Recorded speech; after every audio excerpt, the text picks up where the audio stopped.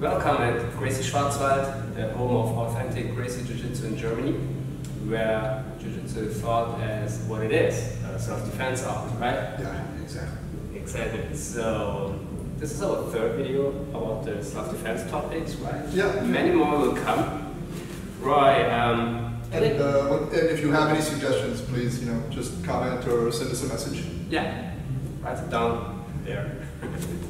I always want to do that. Yeah. Write it down there. So, we're living in Germany, you know that, right? Yeah. You're right. Yeah.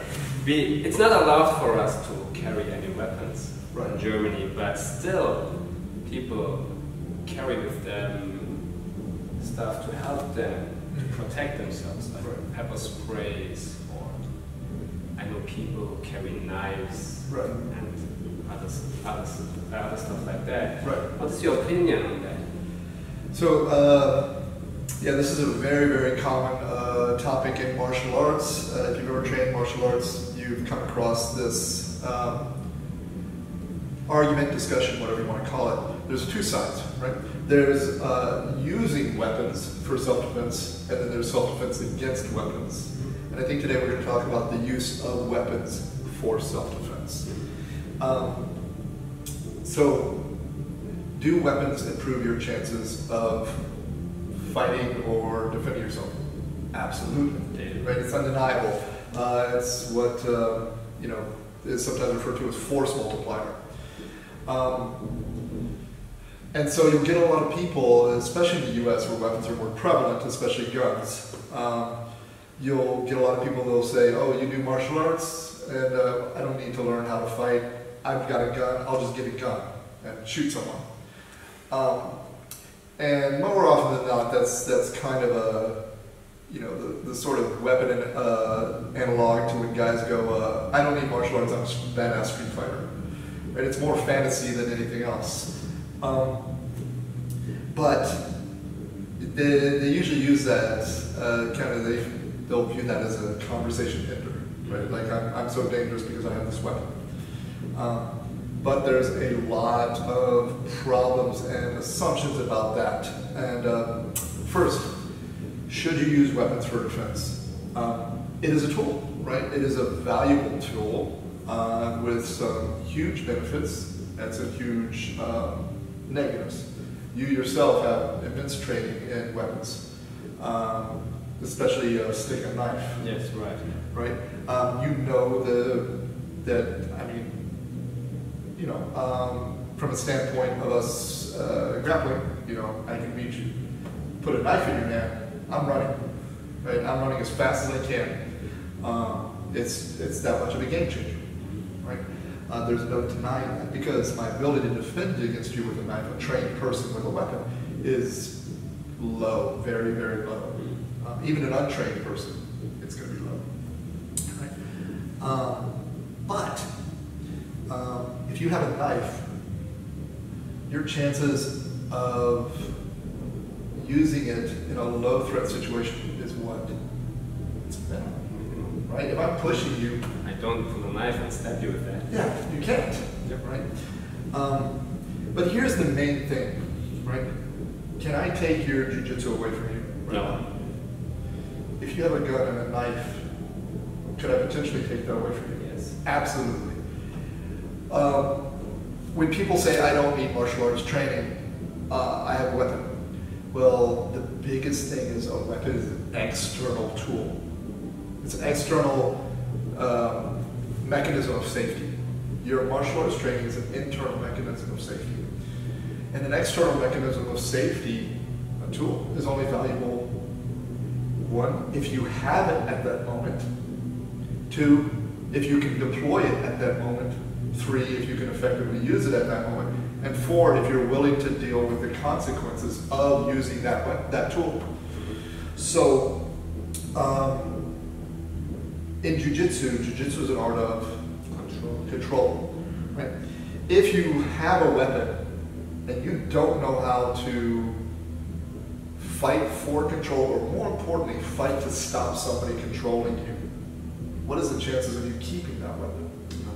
Not that big, right? The fantasy, especially in America, I hate to say it, the fantasy is this. You just end up that you're 60 feet away from me, you're a bad guy, and you basically go, I'm a bad guy, I'm coming to hurt you. I have a gun, I have plenty of time to sit here, draw, shoot, or deter you.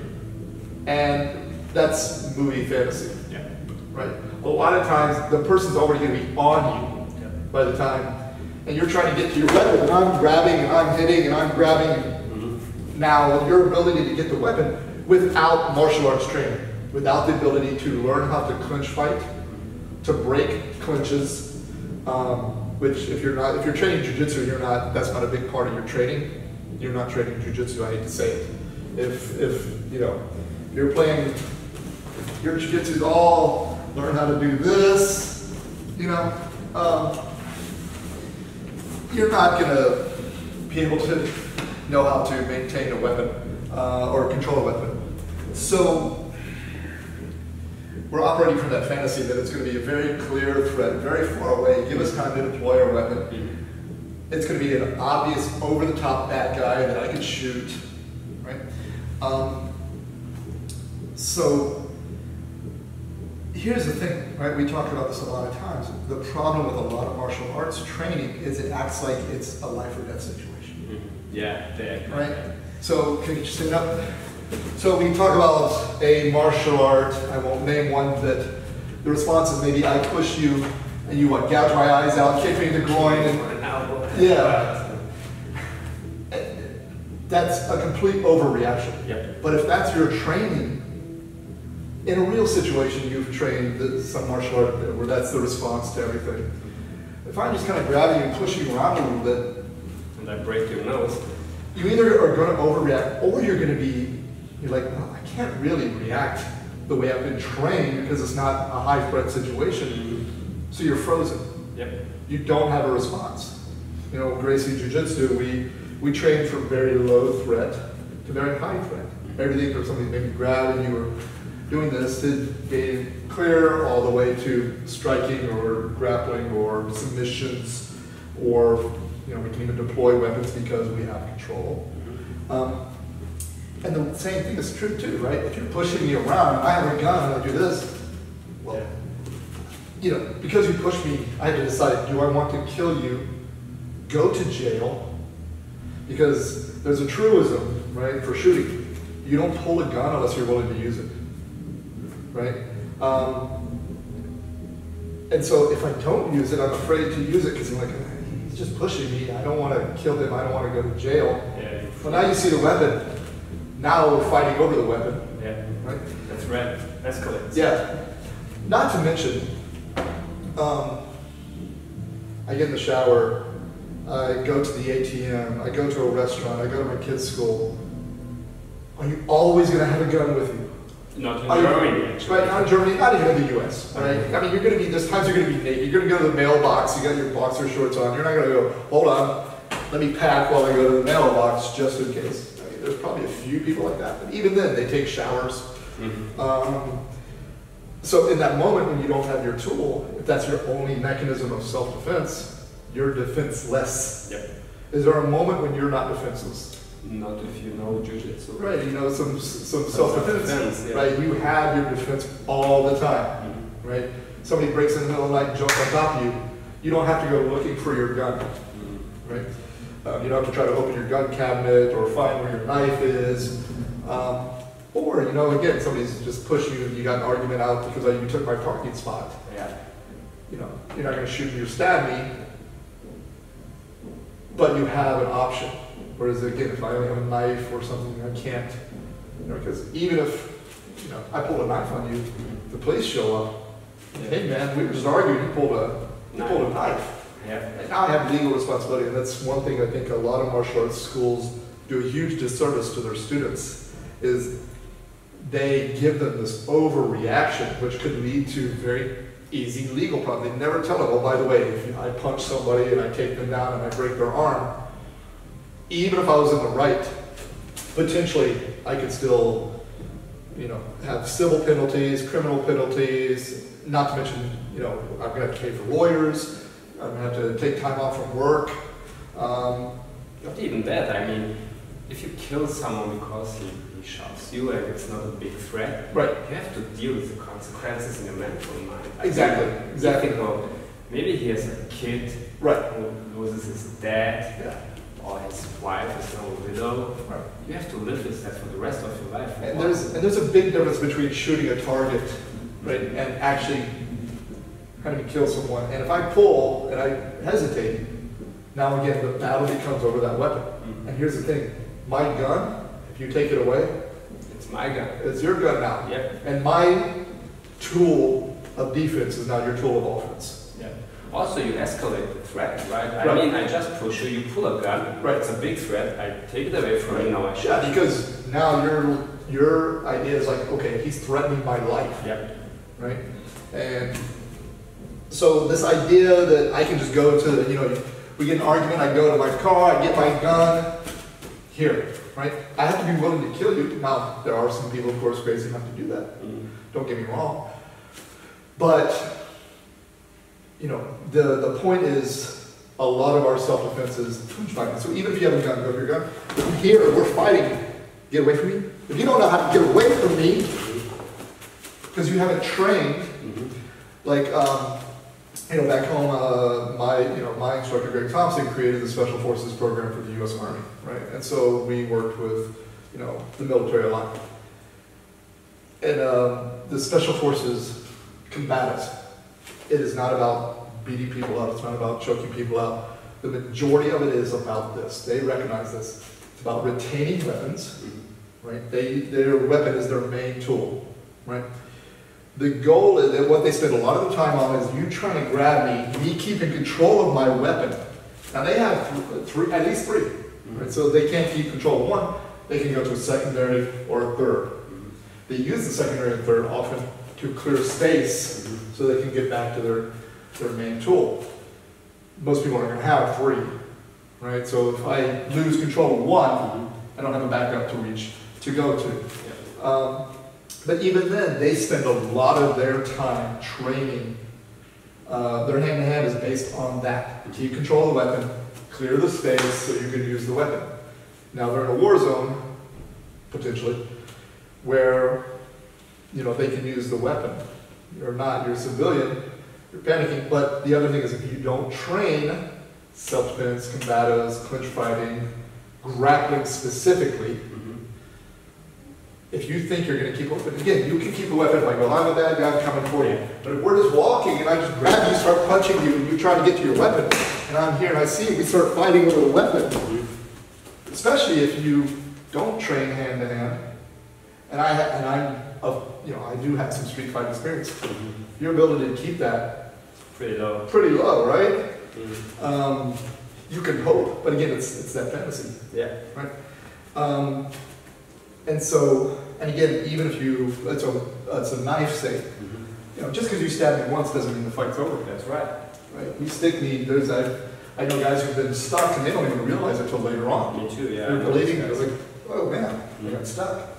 And so maybe you stick the guy and you know, now he knocks you out.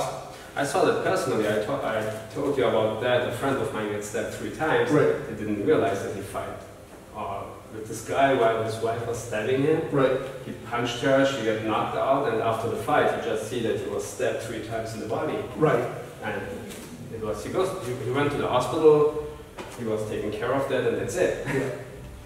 So my view is if you do decide to use a tool as an external tool, a weapon for your self-defense, you have to couple it with stand-up clinch fighting and ground fighting too, right?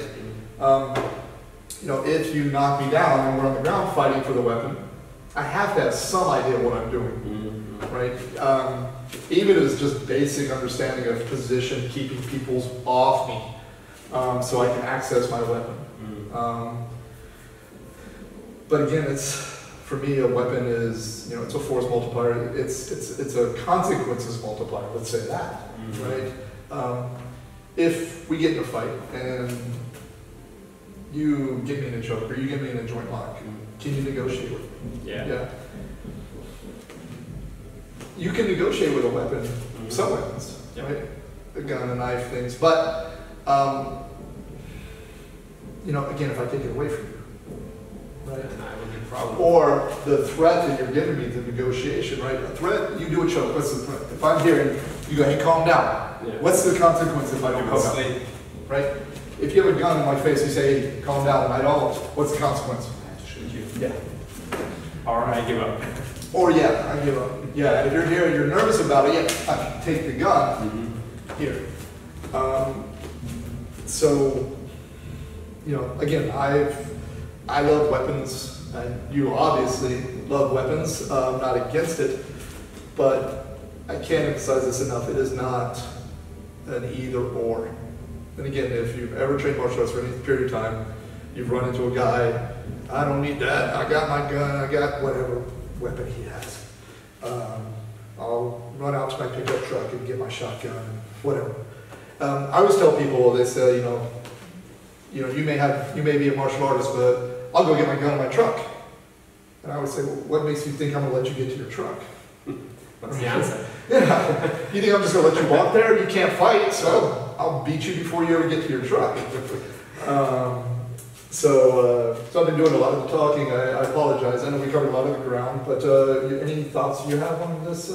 I have the same thought as you have. I mean, I love to train with weapons. I love to train with sticks, with knives, because it teaches me having fast reflexes. Right. The fighting is very, very fast. Right. But again, I have an issue using weapons on the street. I do not carry any weapons with me, because first I'm afraid that the person gets hold of it and use it against me. Right. And the second stuff is I have two great kids. Right. They're my daughter and my son, and if I have to defend myself and I use a weapon and kill the person or disable them and have to pay for my life and go to jail and I cannot give a good night kiss to my kids anymore, Right. that will be horrible. Right. So I do not carry any weapons with me. I don't want to use them. I hope I will never get in such a situation where I have to fight for my life.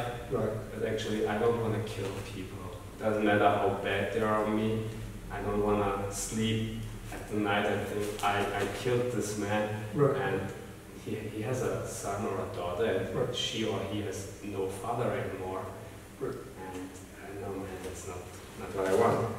I agree. Now, there are lower threat weapons, like pepper spray or mace or things like that. And again, you know, I recommend if you have to carry weapons, carry something like that.